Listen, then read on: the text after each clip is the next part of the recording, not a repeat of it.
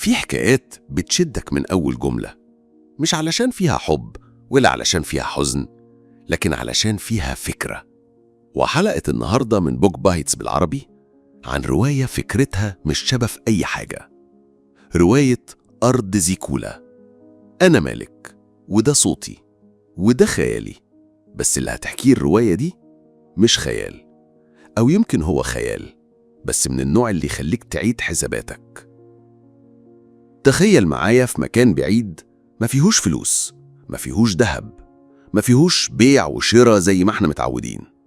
في حاجة واحدة بس بتدفع بيها: الذكاء.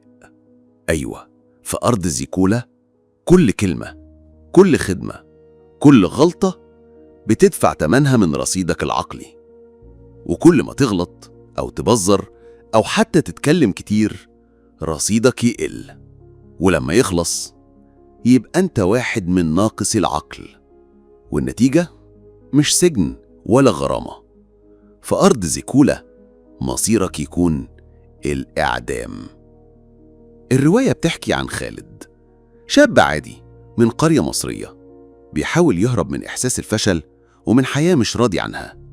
بيقرر يدخل سرداب غريب اسمه سرداب فوريك. السرداب ده مش مجرد ممر، ده بوابة لعالم تاني. ولما يعدي منه يلاقي نفسه في أرض غريبة، ناسها غريبة، نظامها أغرب. أول ما يدخل زيكولا يبدأ يكتشف الحقيقة. مفيش فلوس، كل حاجة بحساب ذكائك. لو حد ساعدك بيتخصم منه، لو انت ساعدت حد بيتخصم منك، ولو رصيدك خلص خلاص انتهى. وأسوأ حاجة إنك ما تقدرش ترجع. خالد بيحاول يتأقلم، يخبي إنه غريب ويفهم القوانين، وبدأ يتعرف على ناس من زيكولا زي أياد وأسيل، البنت اللي كانت مختلفة. أسيل كانت دكتورة في زيكولا وذكية جدا، كانت شايفة في خالد حاجة تانية، مش مجرد دخيل. ساعدته ووقفت جنبه رغم إنها كانت بتخاطر. وفي اللحظة اللي خالد بدأ يصدق إنه ممكن ينجو، كل حاجة بدأت تتعقد. الرواية مش بس مغامرة، دي رحلة داخل النفس.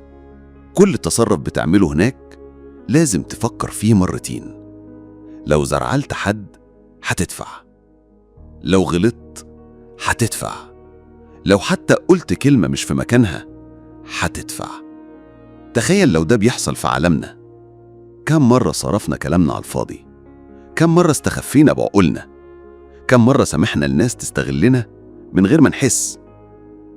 زيكولا مش بس مدينة خيالية، دي فكرة إن العقل ليه قيمة، وإن اللي يضيعه بيدفع التمن.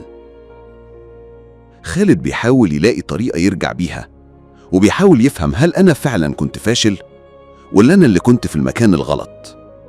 كل خطوة بياخدها بتخليه يكتشف إن الحياة مش دايما عادلة، بس دايما بتعلم. أسيل كانت دايما بتقوله العقل هو الثروة الحقيقية، حافظ عليه. وفي نهاية الرواية خالد بيوصل للحظة اختيار: يرجع ولا يكمل، يعيش بعالمه ولا يواجه مصيره. مش هقولك اختار ايه، بس هقولك ان اللحظة دي هتخليك تسأل نفسك: لو كنت في زيكولا كنت هتعيش كام يوم؟ كنت هتدفع كام مرة؟ الرواية مكتوبة بلغة سهلة وأسلوب مشوق ومليانة رسائل من غير ما تقولك تعمل ايه. ودي كانت حكاية أرض زيكولا، حكاية عن مدينة بتحاسبك مش على شكلك، على عقلك.